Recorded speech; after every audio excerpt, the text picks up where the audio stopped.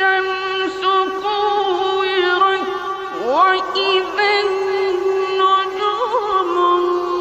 انكدرت وإذا الجبال سيرت وإذا العشار عطلت وإذا الوحوش حشرت